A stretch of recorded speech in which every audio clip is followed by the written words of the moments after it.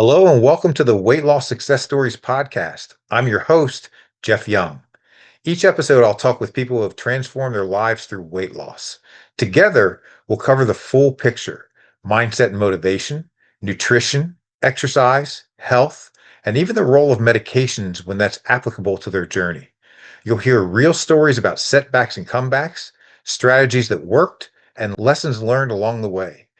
Whether you work in obesity care and have an interest in these discussions, or you're just getting started looking for new strategies or needing inspiration to keep going, these conversations will help give you practical tools and hope to stay on track. With that said, let's get started with today's inspiring story. My guest today is James Dobbin. Welcome, James. Thanks, Jeff. Thanks for reaching out, for inviting me to join you as a guest on the podcast series, and for giving me a platform to tell my story. When you mentioned that sharing this story could help a lot of people, then yeah, it's a no-brainer. So thank you.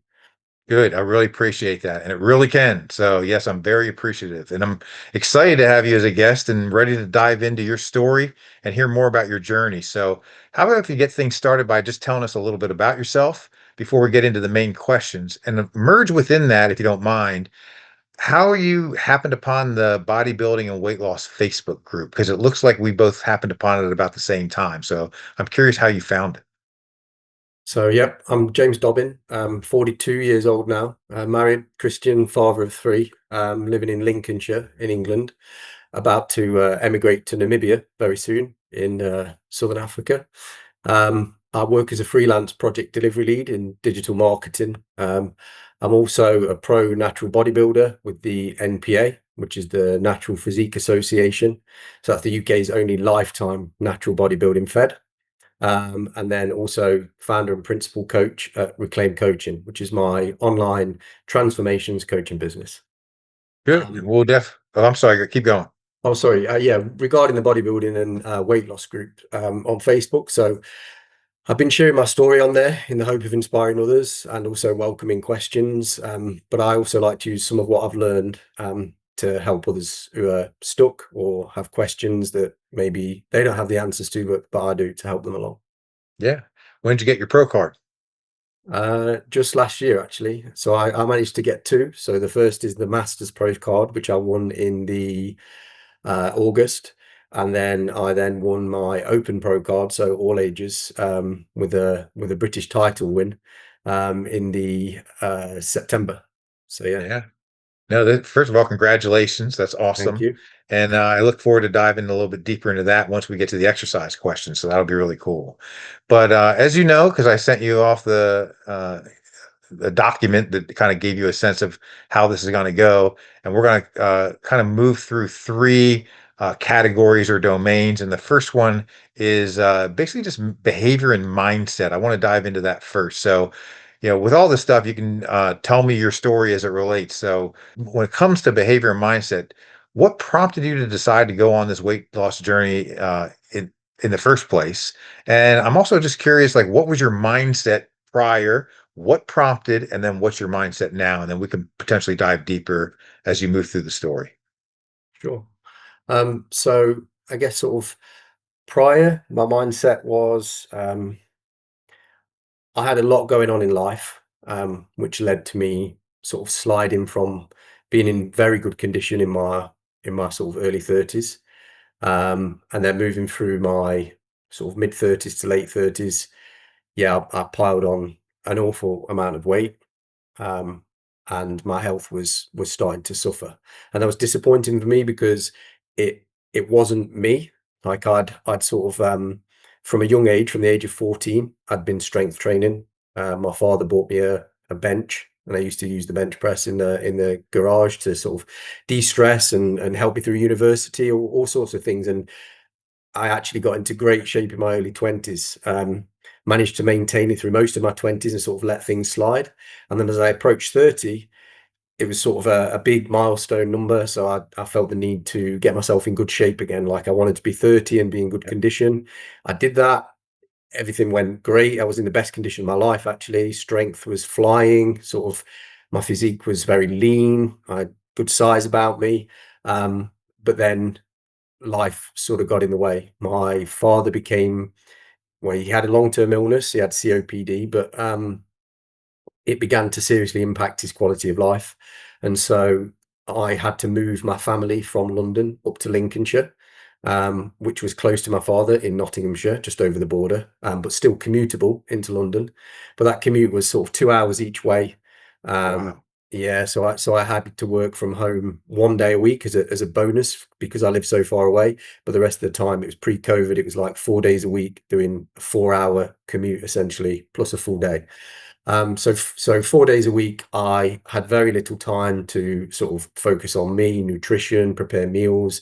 I was sat down on a train or sat down at a desk. There was barely any walking going on, certainly not time to exercise. So it's just a very, very, very busy time in my life. Um, we also had a huge home renovation project. So moving up here, we bought a doer upper to fix up and basically to be our family home. And then we already had a toddler at the time, my eldest daughter, and then we welcomed the birth of our second daughter when we first moved here. So we had an awful lot going on, and it came to the point my father's illness got so bad he ended up moving in with me. I became his primary carer for 6 months until he passed away. So there's a whole load of emotional and time issues for me really that would have sort of impacted my health negatively. Um, Yeah. so mindset wise, I was sort of conscious of the fact that I was a lot heavier than I used to be. I felt pretty bad physically as well. Like I was aching, and I honestly believed it was just a sign of aging. I thought I'm starting to fill out, a lot of people and people in my family even sort of do tend to put on weight as they get older. And also maybe neglect exercise a little. And I just kind of felt like I was going that direction. It's sort of all downhill from here. I've aged a bit quicker than others. I feel old. I feel tired. And mentally, I was disappointed with myself, but sort of just kept on um, prioritizing other things around me. And then the sort of the catalyst for the change, the thing that prompted the mindset changes, it was three-pronged. Essentially, I happened upon a video on Instagram. It was put out by a coach called Luke Doran. He's a performance coach, and he basically, for his business, the 1%, and he essentially what he said to me spoke to me, and it sort of left me ruminating on what he'd said for a couple of months, and then further catalysts occurred. And the words he said were basically, "It's all your fault. It's not anything around you. It's not. There's no excuses for the way you feel and how you feel about yourself. It's your fault. But because it's your fault, the flip side of that is you're also the solution. So you're the problem. You're the solution." And that's very empowering, and that sort of really resonated. Um, and then about 2 months later, with that sort of rattling around my head and giving some serious thought to that and ruminating on that, I actually got a high blood pressure diagnosis. Um, so I went to the GP for a routine health check as I was approaching 40, and they were quite concerned with the fact that my blood pressure was high. I'd never really given it any thought, but in hindsight, there were symptoms. I was sort of working from home at that point because it was post-COVID. I was able to work from home more easily. I was napping at lunch times to sort of make it through the day. Um, just a lot like my eyesight was getting worse a little. And then also just sort of feeling very fatigued, very tired a lot of the time. And then once I'd been made aware of this, I started to monitor my blood pressure, and there were, my condition, my cardiovascular condition was poor. My resting heart rate was 86 beats a minute, and my Wow. blood pressure was 173 over 110 was one of the readings that we took. That was the Wow. highest of them, but they were not too far away, that very high range. So it was quite a concerning time because, as I said, I had two children, got three now, but two children at the time. So I felt like now was a good time to take back control of my health. Um, the doctor actually offered me some hypertensives, and my wife said I was going to take them. I was already on the max dose of my anxiety and depression medication, which I'd been on for the last 6 to 8 years. I was just going to add the hypertensive to the mix, antihypertensive to the mix without a second thought. My wife explained to me that they're a lifetime medication. Like once you start with them, you're probably going to be on them forever. And so at that point, I had a decision to make. So I decided I was going to try and do something about my health and about my weight, and just try and lose a couple of stone, and just to bring my cardiovascular health back into a more normal range. Um, and then a new Pure gym opened in town. It's a brand of gym chain here in the UK. And one of my friends had gone. He was going through some stuff himself at the time. Started a new business, looking very, very sort of worn out, stressed. You could tell he was under a lot of mental strain. I saw him 3 weeks after he'd started back at the gym. He was walking tall. He was confident. He was articulate. A different guy. And I thought to myself, I remember that. I remember that's what it used to do for me too. I'm going to go and join him, and I'm going to start working out. And that was the beginning. So it's basically four times a week I would attend strength training, full body workouts, probably anything from an hour to an hour and 15 minutes a session. And then I also started to track some of my macros, so just the protein macro initially, and also my calories. I was doing it quite rudimentarily on my phone in the Notes app. Um, but yeah, and so mindset wise, that was kind of where I was at before. They were the sort of three things that really prompted the change and made me move forward. And I think, yeah, maybe I'll just dive into the rest of the story now. Yeah, so yeah, I definitely want to I'm definitely looking forward to the nutrition part and what you're doing, more detail about the tracking and especially the exercise part. But do want to cover just a few more things from the behavior and mindset part first before we get into that. It's interesting that one of the three things that's prompted was the I think you said it was a video you saw where it was kind of like the you're the problem, but you're also the solution, your fault. Yes, and so before I hit record, we were talking a little bit about our views on similar words like drive and discipline, self-control. So let's switch over to that real quick. And I'll just flat out ask you, what are your thoughts on those words? Words like discipline, drive, motivation, willpower, self-control. Do you think they should be avoided? Do you think they should be embraced? Or do you think that it's it depends situation? I think it's largely case by case, depending on who it is you're talking to. So for me, one of the big things that really helped me early doors was I'd seen a graph, and it showed a sort of a line graph, and it represented motivation, sort of very wavy like this, and then it also represented discipline like this, just smaller waves. And that also resonated with me. And so for a long time, for me, I embraced the idea of discipline eats hunger, eats motivation for breakfast.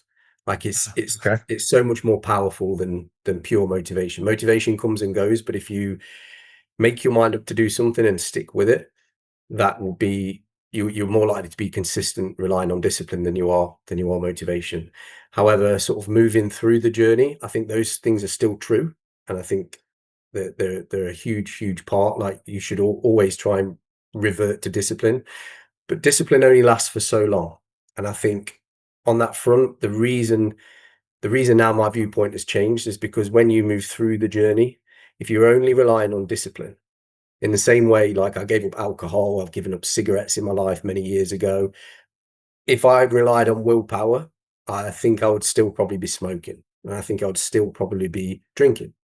But because I relied on willpower to get me so far, but also read around the subject, tried to understand the mechanics of why I perhaps smoked and the pointlessness of it, and change my mindset, it allowed me then to not rely on willpower. And the same thing with the exercise. For me, discipline was important early on, but actually, the discipline should get you to a point where your positive habits have been integrated into your life. So they're no longer required discipline. They're just what you do.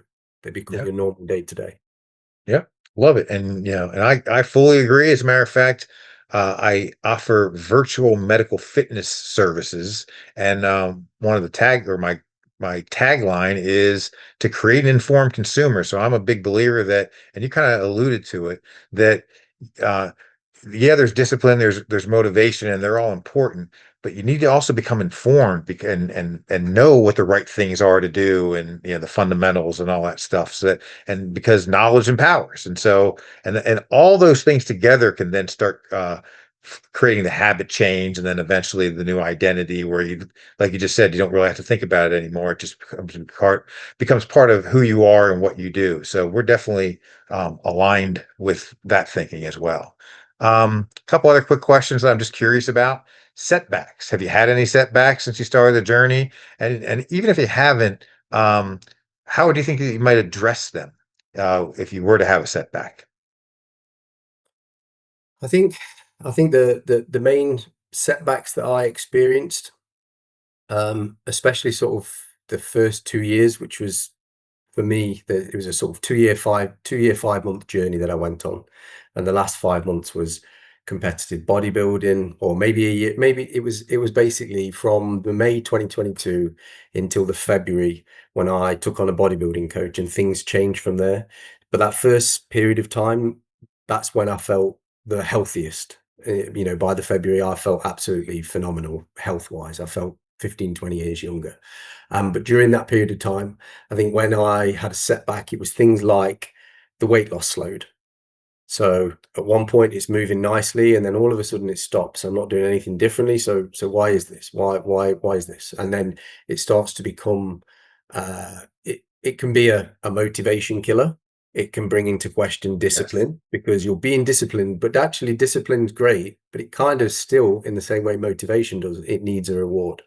And if you're not getting that reward for being disciplined, it's very easy when life gets tricky, you become emotional, you kind of, I deserve this. You start to sort of embrace I deserve a break from this mindset because Yep. things aren't going to plan.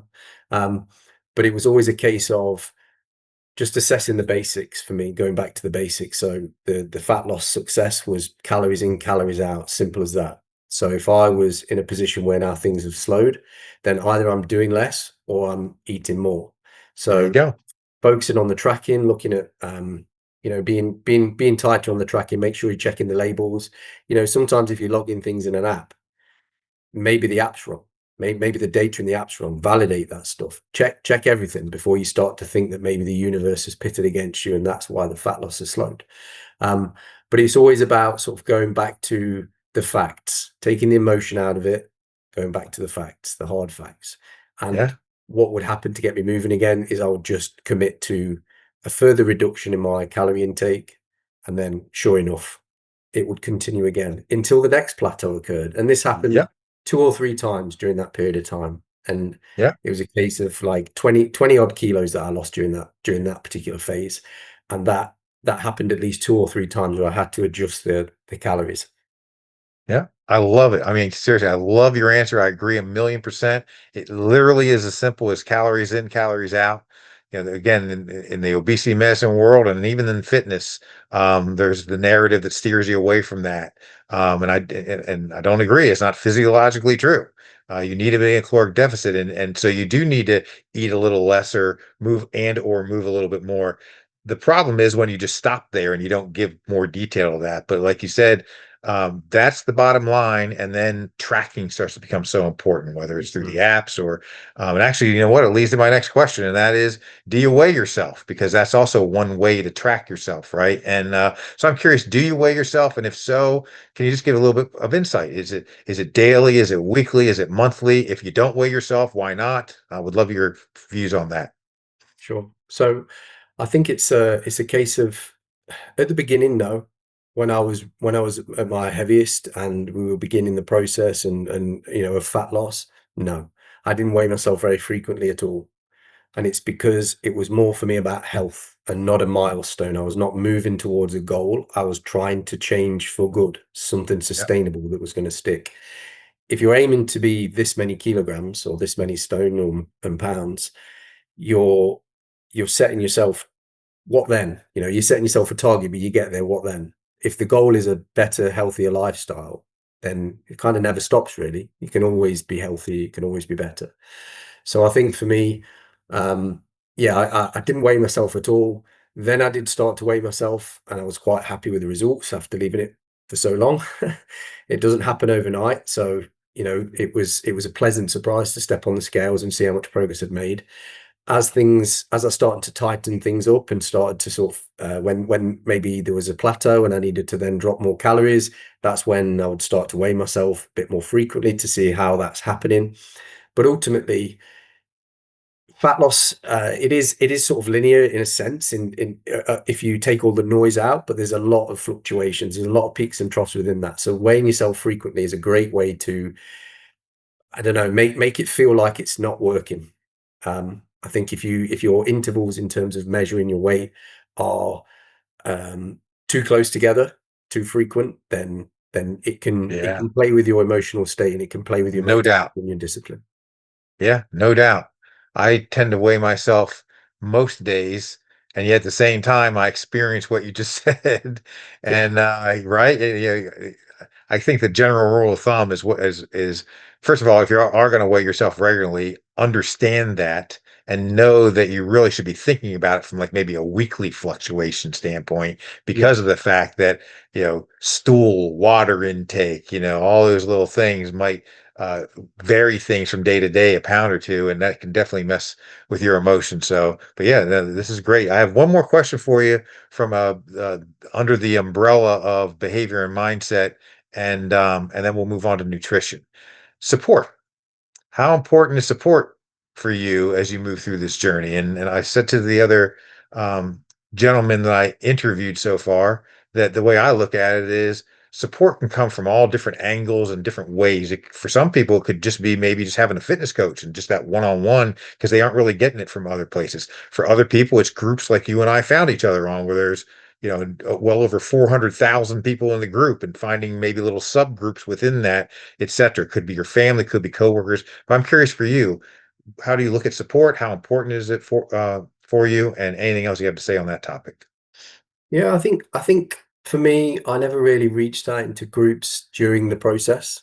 I think it was very much me and my wife was a big support. You know, you need people in the home to be on board with what you're doing. Because it's going to impact them. You're going to be eating different things potentially. You're going to have different eating habits than you used to. Maybe you can both go on a journey together, or maybe just one of you. But either way, it's gonna need support from home. If somebody's complaining or putting temptation in your way a lot, then it's going to be made more difficult. But if you've got someone who, like my wife, for example, she was the one who said to me, "I think you need to lose some weight rather than get on the antihypertensives because you'll be on them for life." So she was very much on board with this. So when my eating habits changed, she adapted too. We ate similar things. It wasn't a big deal. But then the flip side of that is when I was in the bodybuilding competitions, that final stone to get stage ready and super lean, Yeah, unhealthily lean in my view, it was a big problem for her because we've now gone from eating together and it being eating as a family to me just making all my own meals myself, yeah, eating all my own meals myself, very bland, very plain stuff that she's not going to be so interested in, to be quite honest. yeah. So yeah, that was a different side of it, and she was still supportive, but she couldn't wait for it to be over. That's funny, and I believe it. And it's a good segue into the next question and the next umbrella, which is going to be nutrition. You've already touched on some things like the fact that you do track. I'm going to ask you just kind of like the general question to start with. What were your eating habits like before you started this journey? Obviously, you mentioned within your overall story that you actually, were fit, and then through life changes and stress and all that stuff, the opposite occurred.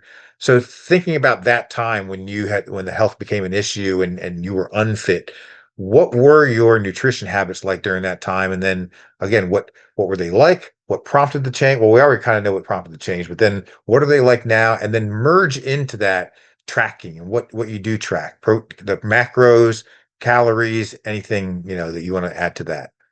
Yeah. So I think it was a lot of convenience eating, a lot of comfort eating. To me at that point in my life, a lot of things were very hard and food was a great comfort to me. So it was a case of I'm gonna eat, like it's one of my pleasures, so don't take this away from me. That was my attitude. And food can still be pleasurable, it can still be enjoyable, but at that point in time I'd not really considered that. I'd just if you eat healthily, it can still be enjoyable. I've not really thought that through. So it was a case of eating convenience foods, food on the go, sort of sandwiches, crisps, snacky foods, very, very carb heavy foods, And also, yeah, not being able to put the biscuits down, open a pack of biscuits and sort of make my way gradually through them, and not really, there was not a lot of intent there. There was not a lot of like cognitive engagement. It was almost habitual, just grazing and eating and snacking, and then eating a full meal and just eating whenever I felt like eating, and not really thinking about, not really being very conscious of it at all. Um, and then when I started to exercise after the sort of mindset change, as we talked about before, um, at that point I started to track calories. I was just intrigued. What am I eating? What, what I don't really know what I'm eating at the moment, so I'm going to try and put a handle on it.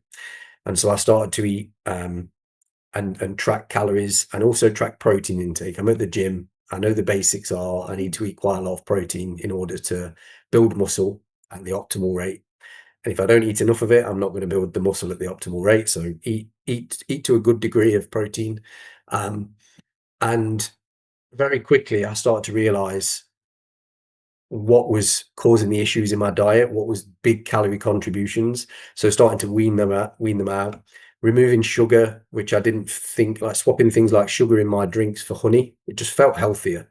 It just felt better. It was a more natural product than refined sugar.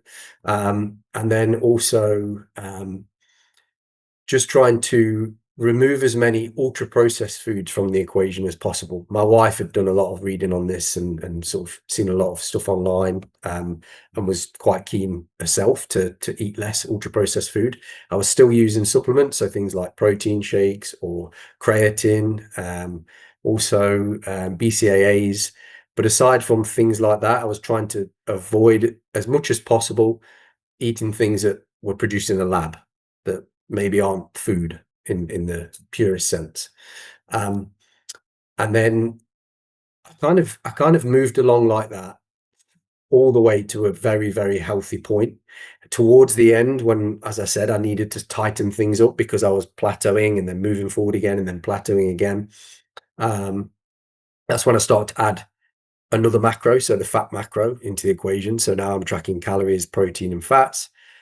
Um, but then when I took on the bodybuilding, different world. It was like everything tracked within a very small margin of error. And to be honest, that's now become so ingrained post competing. Like my last competition was October last year. I still eat that way. I still track everything religiously, and I'm comfortable with it. Like I don't feel it's obsessive. If I go out and have a meal in a restaurant, I kind of can guess that, but I wouldn't be eating out in a restaurant every night for that reason. I would eat once a week. It forces me to make a lot of my own food, and it forces me to be conscious of what's going into the foods that I'm eating and not just grabbing things, convenient snacks or whatever. But I still track everything. And it kind of, in a way, feels a little bit strange at times now, post bodybuilding, to not know what is in something. I kind of want to know. Yeah, and again, I just love the points that you're making, and some of the thoughts that were going through my head as I heard you say like the last thing about tracking and the importance of it, and how, especially with the bodybuilding, and it just became ingrained into really your identity and kind of who you are. I'm just a huge believer in that. And it's one of the things that bothers me about, again, the weight management world and the obesity world, where there's these umbrella views that no, don't do that. It's going to make you obsessive. Not necessarily. And I think what's happening is they're moving people away from that, rather than let's assess the screen and assess and find out where the person's at, because I went through a little bit of a weight loss journey. I'm 6 foot and I weigh about 195. And during the pandemic, I had gotten myself up to a not good 230, or just shy of 230. And part of the way I lost the weight was, and since this is what I do for a living, I was smacking myself in the face like, come on, Jeff, you know better than this. And so what I did was, or at least one of the things I did first, was I started tracking. I started becoming familiar with the calorie content of the foods that I was eating. And it was a pain in the butt for 2 weeks, 3 weeks, or something like that. And I didn't become obsessive about it. It was just a pain in the butt to have to go through that for a little bit. And then all of a sudden, now I'm looking at the foods that I'm eating, and I know, not only just from a healthy standpoint, because I switched over, just like you said, I switched from chips and things that were unhealthy to fruits and vegetables and stuff like that. But now I also knew the calorie content. And I also figured out my just generally speaking, my resting metabolic rate. And so I understood what I should be bringing in order to create either a deficit or equilibrium, et cetera. But you got to do the math. It goes back to the whole move more, eat less. It's a math game. And Yes. so right, it's a math game. It's just from a conceptual level, it's as simple as that. It's a math game. It definitely starts to get more complex when you start bringing in behavior and what you have access to and all the other things. But from just a conceptual standpoint, it's a math game, and that's where tracking becomes so important. I love what you said, and I love how you said it because it is part of nutritional literacy, and you need to, and also just self-regulation. And you need to at least have a general idea. Do you need to do it every single day? Some people, yes, some people no. But to avoid it, I think is just the wrong approach. So And you covered. Yeah, sorry, go ahead. I was just going to say, I'll go even further and say that it's also it, it's almost like it's a bit of a paradox because people believe, the people that I speak to online and speak to about their problems and why the weight loss is stalled, they believe tracking's too restrictive. I get that a lot. People say to me, but tracking's so restrictive. I don't think I'll stick to it if I track. But for me, when I first started to track, I did feel a little bit that way, but I felt that I had to. But once you start to track, it's actually the opposite of restrictive. It means you know what you can eat. If you Yes. see something that's full of calories, you're going to swerve it because you're not sure if it's going to push you over. You just know it's bad. Yes. It gets down to this categorization of good food, bad food. That's not a good place to be because then you just want to eat the good foods, none of the bad foods ever, and then it creates almost like a deep desire to have those bad foods, and that's when you're at risk of rebound.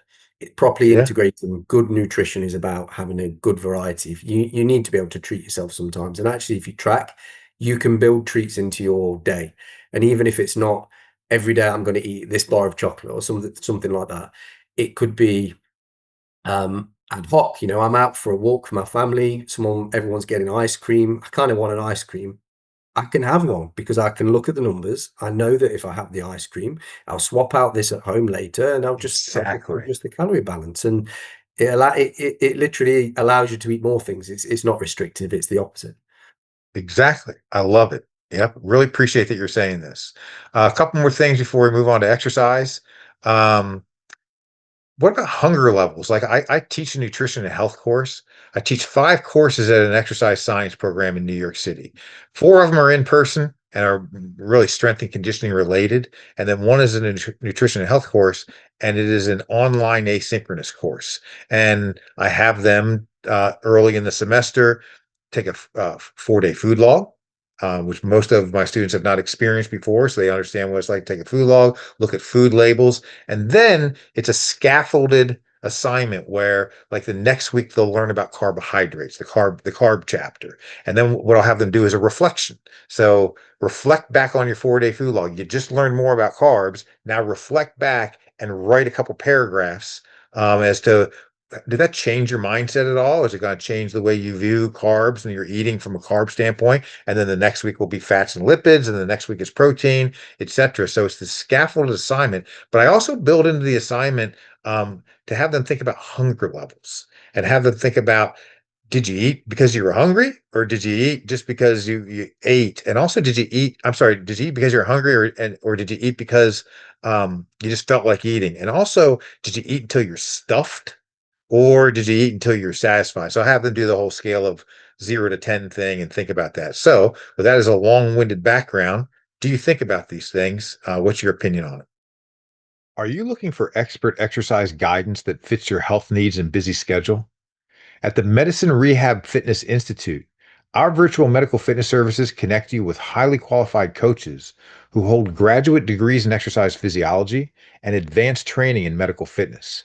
They specialize in creating safe, effective, and personalized exercise programs for individuals living with obesity, health challenges, or musculoskeletal conditions.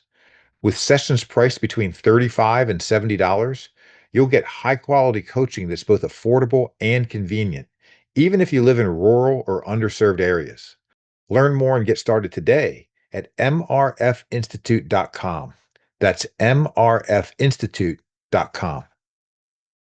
Yeah, I think strangely enough, the first until the bodybuilding prep, which is I'd increased my activity levels at that point because I'd gone from 4 sessions a week to five.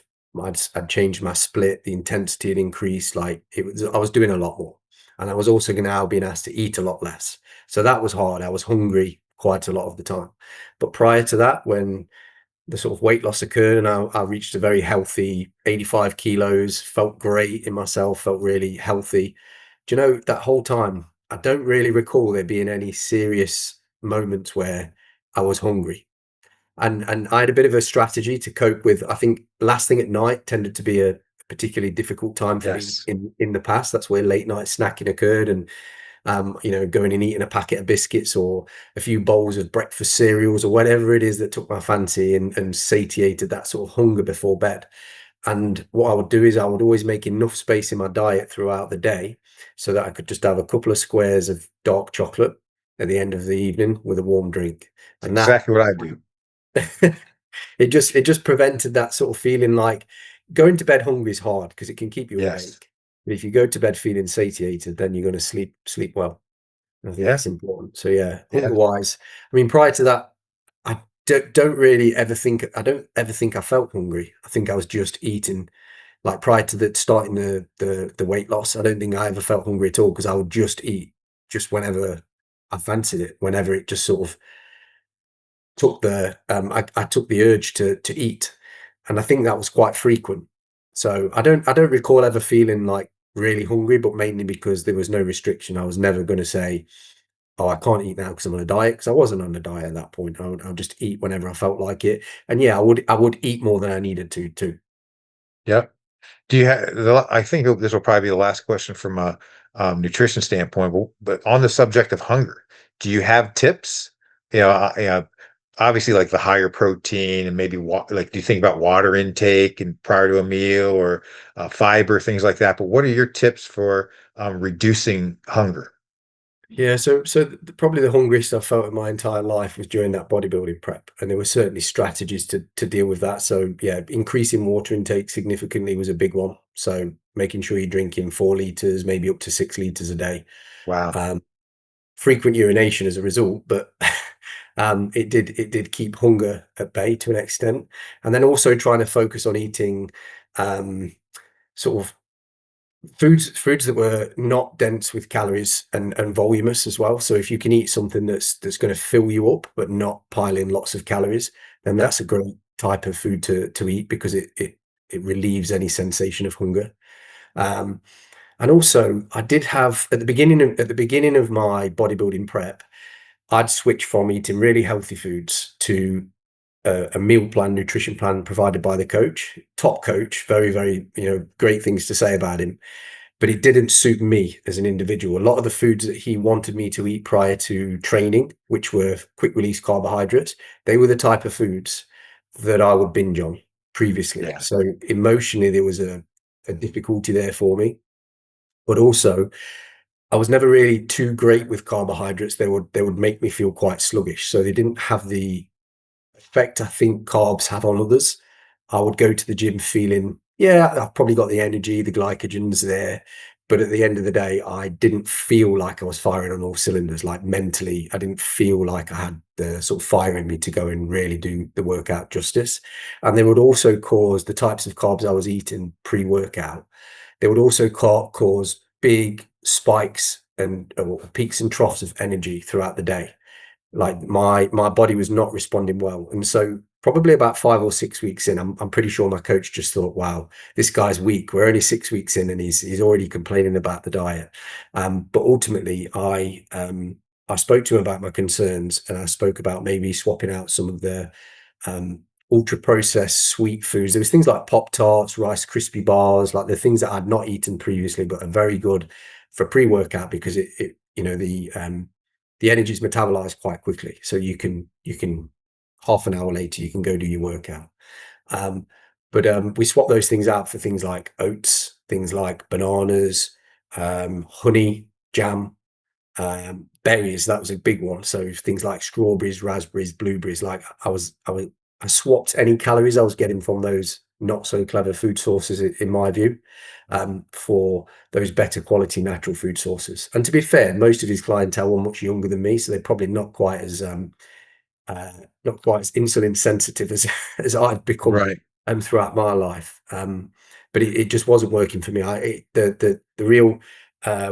the real sort of like the straw that broke the camel's back is we went to London for the day to visit some friends, went for a dinner, and on the way back, walking maybe 3/4 of a mile back to the station, I just felt like I just wanted to drop on the floor and cry. I was so drained of energy. And it's because of that sort of spiking of insulin or blood glucose levels, like, and then the drop.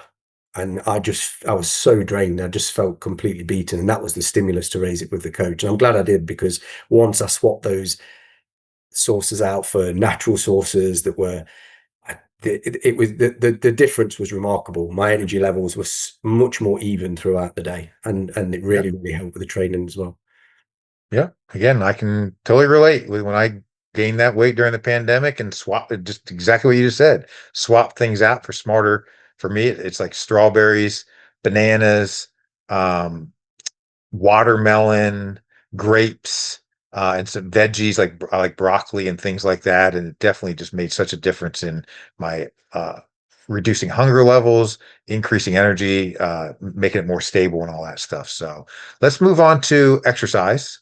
And we're going to stick with the same thing. So during that time period where you were unhealthy and and sedentary and your health was moving in the wrong direction, what was your physical activity like, and exercise? Because we know what was like before that. At least I have a general idea, but during that time, physical activity and exercise, what prompted the well, you got into what prompted the change, but if you want to mention that again, and then what's it like now, and then start diving into like things like what type of program are you on, where'd you learn it, maybe even take us inside a session or a scope of a week. And what does a session look like? How do you set things up from a weekly standpoint? Whatever you want to talk about. Sure. So I think prior there was not a lot of activity at all. So prior to the transformation, when I put on the weight, I wasn't doing very much walking at all. And that's something in hindsight, since I've been tracking things like steps, I've had to then go to London, do a day's work and come back. And in my head, it's like, oh, I bet I've done 15,000, 20,000 steps. In reality, I look at my phone, it's like 7 or 8. So it wasn't nearly as much. Um, I, I have done a lot more walking, just as a default, even before the bodybuilding, before there was some sort of mandatory, during the bodybuilding training, it was sort of 15,000 steps per day to walk, and like a fixed amount. You got to get those in, because it's expenditure. It's to burn additional calories, and it's a great calorie Absolutely. burning exercise as well. Walking, low impact. It's great in terms of managing fatigue, and it's quite effective at calorie burning. So yeah, so there was the 15,000, but even prior to that, doing all my school runs for my children. So the girls go to one school, my son goes to another school all the way across town. Lots and lots of walking. So I was easily able to hit that, and would exceed it quite regularly. So sort of prior to the transformation, not so much, didn't really do that much walking, and it was only the one school I was walking to. And then since the transformation started, now there's lots more walking by default, but I also made a conscious effort to go out and walk. And actually, if there was a day where maybe the kids aren't at school, the weekend, we've not been out so much, I would go and walk until I got my 15,000 steps in, because it was obviously it was mandatory as part of the training process. Yeah. um no gym sessions, no sports, nothing else. And then obviously, once I started at the gym, as part of the beginning of the transformations journey, I was putting in 4 sessions a week, full body sessions. Started out about an hour and 15 minutes. At one point, I'd built them right up to 2 hours. They were really, really long sessions, and I was enjoying it, and I felt physically fit. It was not, I didn't feel like I was there because I had to be there. There were certain things I wanted to get done. And in order to get all of those things done, working full body, it took as long as it took. And my fitness improved immensely. So that that was basically, yeah, that was a period where I was working out longer. Maybe I guess my sessions there were working hard but not so smart, I think, was the format there. But then, since taking on the bodybuilding coach, and sort of adjusting the split, like it's a very, very formulaic approach. It's kind of common to most coaches within the bodybuilding world and most competitors. You sort of push pull leg split, or push pull leg upper split, or push pull leg upper arm split. So depending how many sessions a week you can fit in, you're sort of during the peak of the activity that I was doing. So I had to adjust it at one point and drop a session out because of time commitments and time availability when I picked up another contract as a project manager.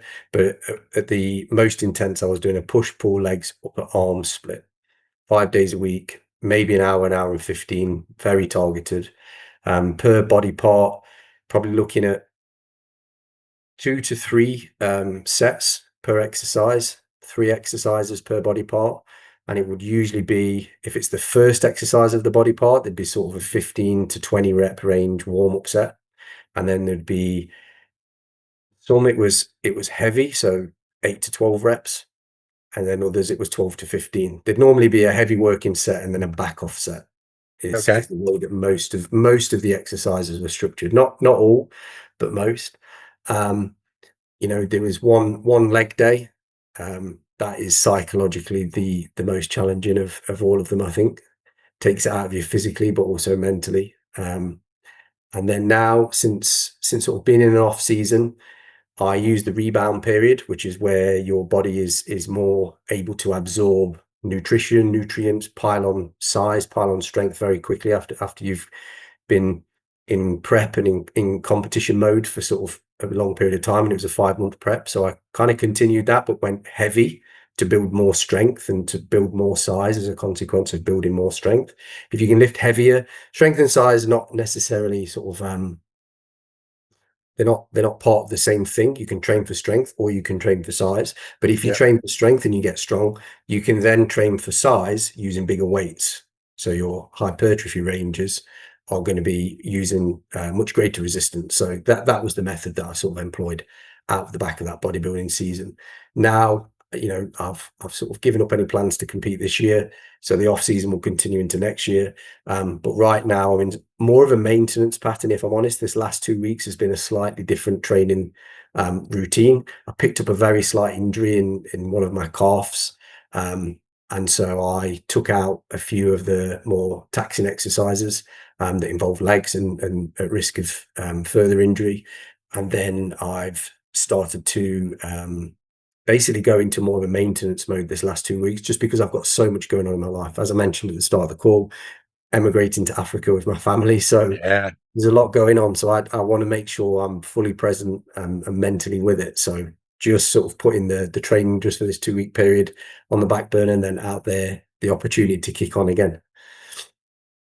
What about things like RPE, repetitions in reserve? Like, are you taking most of your sets to muscle failure? Are you making sure that within the scope of a session, some of your sets are real close, but you're backing off a little bit? Maybe even some sessions, like within the scope of a week, or maybe phases where you have some sessions or phases where you'll back off and strategically terminate sets, knowing that you could have done 3, 4 more repetitions or something like that, just to lower the intensity for your own mind's sake, your joint sake, or whatever the case may be. Yeah, I mean, I've heard these called. I've trained with a Brazilian guy, and he referred to those sort of weeks as regen or regeneration weeks, where you essentially you'd back off, reduce the weight, the resistance significantly, and focus more on form and less on volume or resistance. So your goals slightly different during those weeks. I think for me, the way I've built that into my training is I would do a 6 week block of heavy lifts Okay. and grow strength. And then I would also then do a 6 week block of 80% of that, but pushing the rep ranges up higher. So a significant amount more. I mean, today in the session that I actually went and did today, so I went and did a quadricep focused session, got a slight twinge on my right quad. I don't think it's anything serious, but when it's a quad, you don't want to take any chances. So I've not done any leg press today. What I've done is leg extensions, and I've gone for 3 drop sets. So I would start out with 79 kilos for 8 repetitions.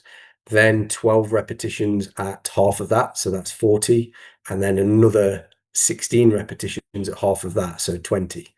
And essentially I'll do that without break, so that's your sort of 3-stage drop set, and do 5 sets of that. So it's a lot, an awful lot of repetitions, an awful lot of volume, for a single exercise. But I didn't feel like I could go heavy. So in order to sort of continue to push myself and not back off, I've intentionally gone for that sort of configuration. But then even with the I also did chest and triceps today. So things like the chest press, I've gone light.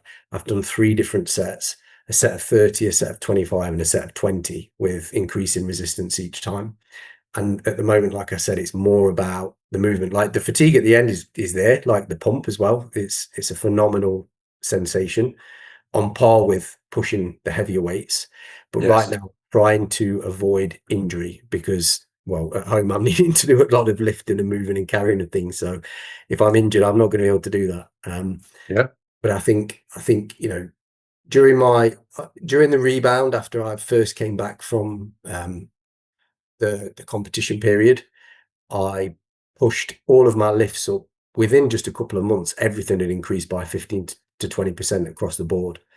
Wow. And to be fair, I did avoid injury in the most part. I think the only serious injury I did myself was forearms. So basically, my elbows just trying to curl something ridiculous. It was probably more ego lift than anything that caused that injury. But yeah, thankfully, I didn't sort of do any further damage.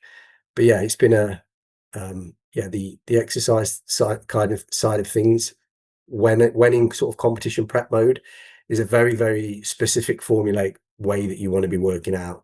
But I think for me at the moment, it's more keeping myself interested, keeping the variety, and also trying to push through and progress. So in the same way, again, tracking food, like tracking workouts and tracking progression, is essential. Like every workout I've ever done, even prior to taking on a bodybuilding coach, even prior to even having apps, I was using notes on my phone in the same way I was for the calorie tracking.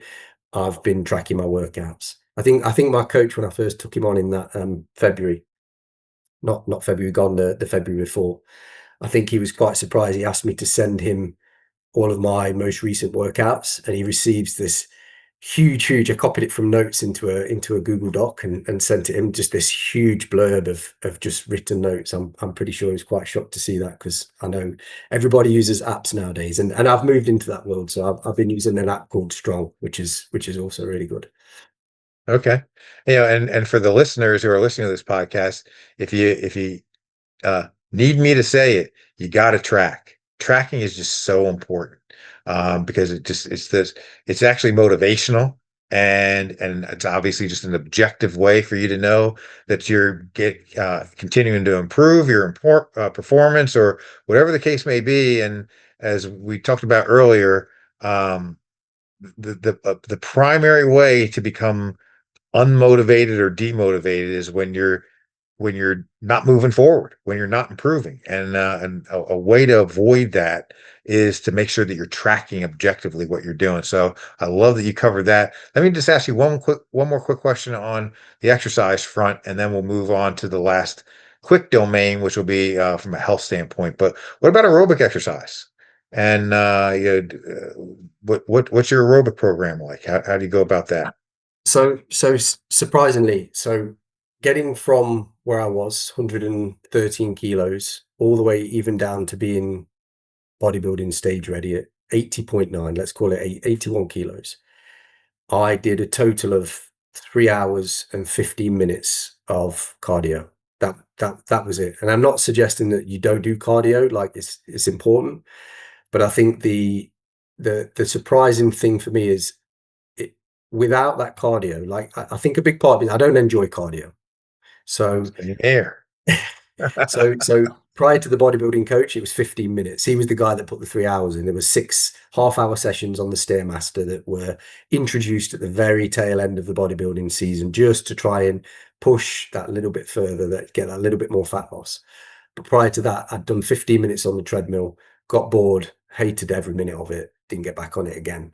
And for me, I didn't feel guilty because, well, I think if I was made to do lots of cardio and it's not for me, I don't think I'd stick at the exercise program.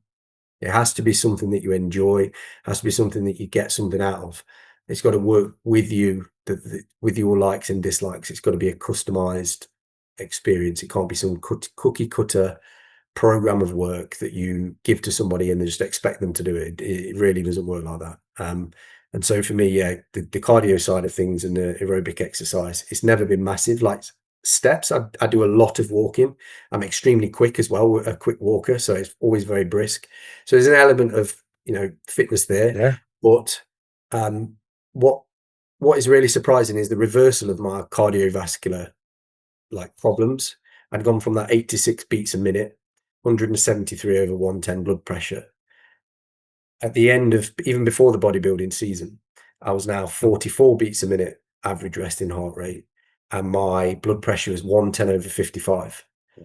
And during the bodybuilding season, I was actually being woken in the night with my Apple Watch, and it was saying to me, your heart rate's fallen below 40 beats a minute for more than 10 minutes in your sleep.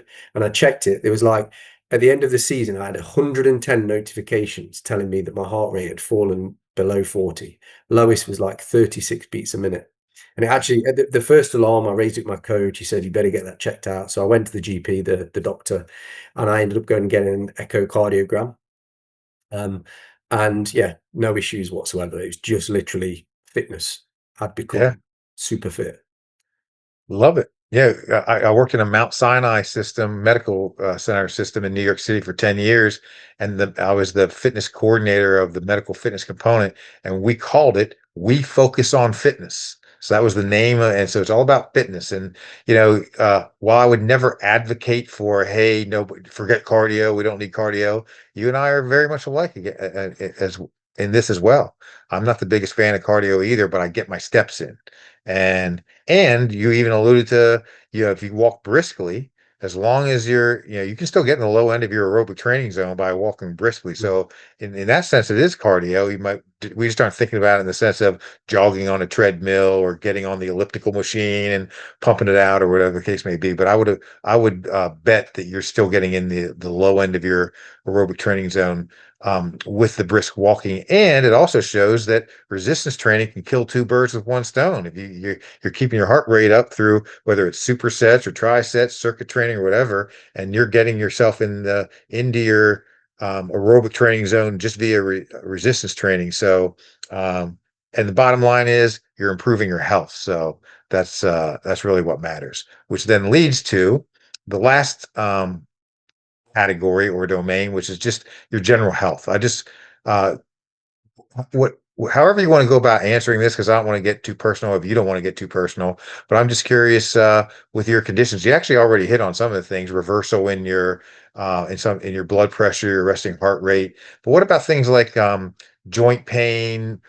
energy levels, just anything that you would want to add to what you already said about health before you started the journey and health now?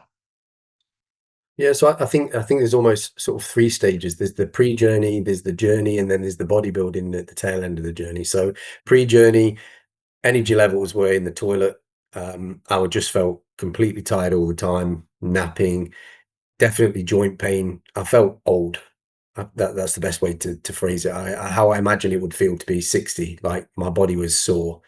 Um, and then during the weight loss phase and getting into a really healthy position, um, honestly, if someone would have told me that was possible, not the accolades, not the bodybuilding that came later, but just being able to feel that healthy and feel like I was in my mid-20s again. I honestly did. I wouldn't have believed them. If someone had told me that, I wouldn't have believed them. But if someone had have told me that and convinced me, I would have started this way sooner because it gave me my life back. It really did. It was a phenomenal transformation in health wise. I just felt so much better in myself. And then, Yeah, but with the bodybuilding, that kind of continued. It was tough with the diet. It's not meant to be fun. It's not meant to be healthy. Bodybuilding, I don't believe, is a healthy sport. It's about aesthetics. It's about a stage. It's about condition, low body fat. Um, I would say all through that, I actually didn't get any joint pain, any performance issues, like not Good. really any injuries. It was great. But then I think out the back of that, when there's not much body fat in the body, you're a bit more susceptible to injury. So, and then also trying to push hard in an off season to grow quickly, trying to push too hard, trying to lift too much weight is very easy to succumb to small tweaks. Like I've spoken earlier about a calf injury, a slight twinge in the quadricep, forearms feeling a little strained. They are related to training. They're just related to overdoing it and trying to push too Right. hard. The minute you back off and be sensible and forget the ego, those things stop. I wouldn't say there's anything in particular that since I've started back at the gym has caused, but maybe me being a little bit overzealous here and there and trying to push things too hard has caused me issues sort of post bodybuilding season. Yeah. All right. We are getting near the end here. I do have a curiosity question for you.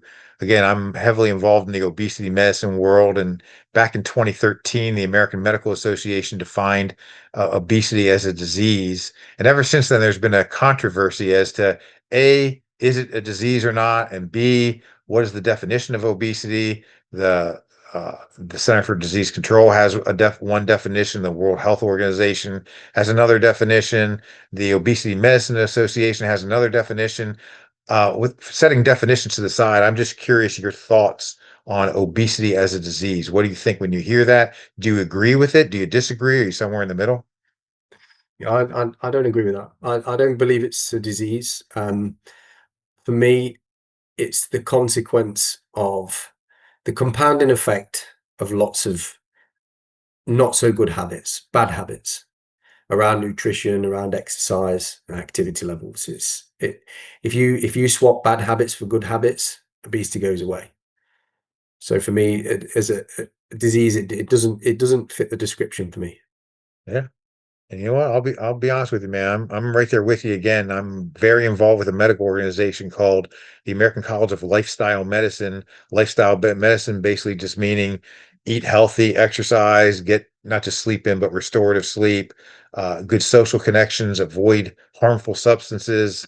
I'm forgetting the sixth one, but if my view is that if obesity is a disease, it's a lifestyle disease. And just like you just said, you could swap it out. So you can Yeah, go from your poor lifestyle to a good lifestyle and do all the things like tracking and improve your fitness and the whole calories in, calories out thing. You can absolutely reverse the disease and and and your lifestyle is really going to set where you're at from that standpoint. I agree. And also one other thing I think which ties into the very thing that started this journey, the whole you are the problem, but that means you're also the solution. When you talk to people if they have a disease, it doesn't feel like they're in control. It feels like Yes. they're a victim of a Yes. situation and not in control of a situation. And I think it's important to give people the sense that they can do something about this themselves. Exactly right. I mean, as I said in the last show, and I'll say it again, I'm really involved with also with the National Strength and Conditioning Association. I'm the founding and current chair of a special populations group within it.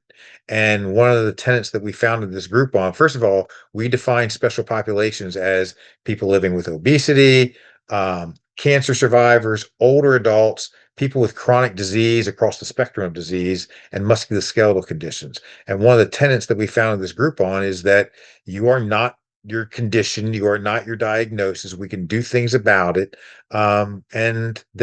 And it's exactly right. So many people, when they're diagnosed with something, they become their diagnosis, they become their condition. It can create a helpless situation that, oh, this is who I am now. I'm always going to have this. I'm going to be dependent on medications for the rest of my life, etc. And as you and I talked about before I hit record, my wife has multiple sclerosis, which for most people is a progressive degenerative neurological disease that puts a lot of people in wheelchairs and stuff like that. And not only has she reversed it through lifestyle medicine, eating healthy and all that stuff, but she's 49, closing on 50. She weighs 130 pounds, and she can deadlift over 300 pounds for reps. She can squat over 200 pounds for reps. This is with multiple sclerosis pushing 50, right? And a 130-pound body weight. It's ridiculous. She's dumbbell chest pressing. It depends on the rep range, 40, 45, 50, and even 55-pound dumbbells, etc. So she's also a living example. You are not your condition, and you can do, just do the things that we're talking about today. And really, just again, this is why I have this podcast, because I know that this is going to be a common theme as I from guest after guest after guest is going to be a common theme.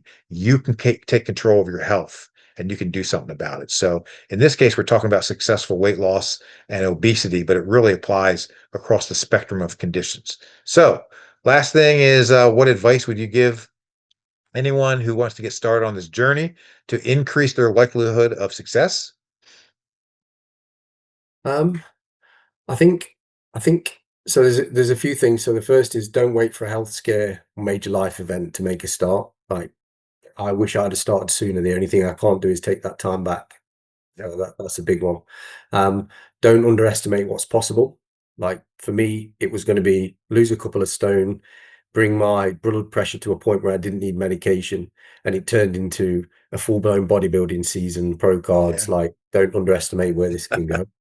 But then in order to guarantee success or to give the best chance of success, so don't push too hard. Don't try and make too many changes too quickly.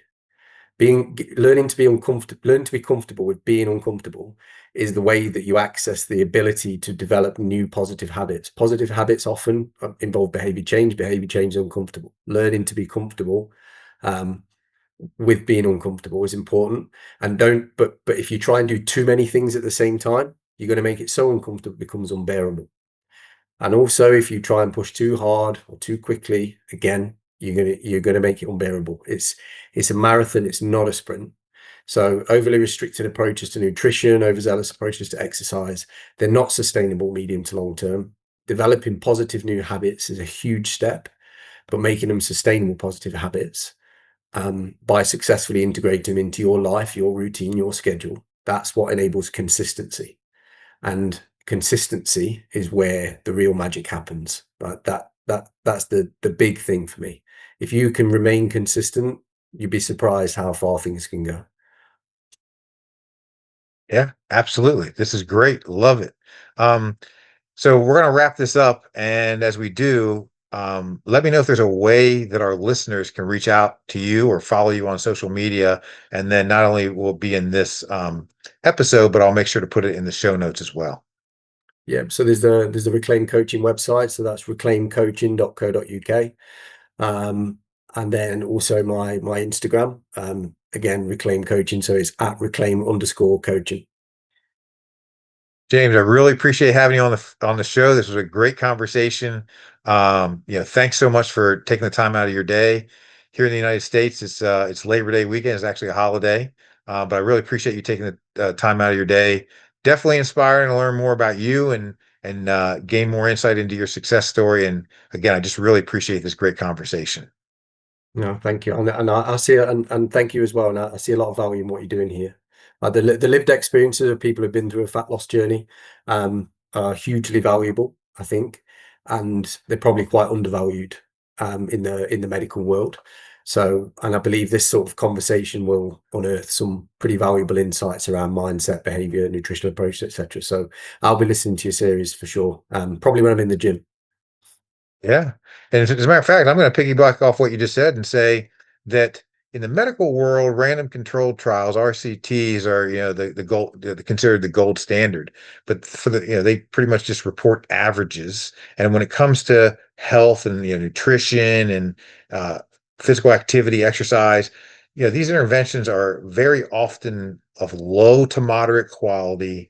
They're underdosed, underpowered, etc. And so it's a little bit of a garbage in, garbage out situation many times. I'm not saying it's all of them, but many times it's garbage in, garbage out. And it's just, but in studies, there are nearly always positive outliers, the ones who didn't fit within the averages. And I just feel like there needs to be more of a focus on that. What made these people different? And again, that's a huge reason why I wanted to launch this podcast, because you're all examples of positive outliers, and we need to get that out there. And what made you different? Why are you doing things different? What prompted it, etc. So again, love your story. Very informative. It's going to help a lot of people, and really appreciate it. Awesome. Thanks, Jeff.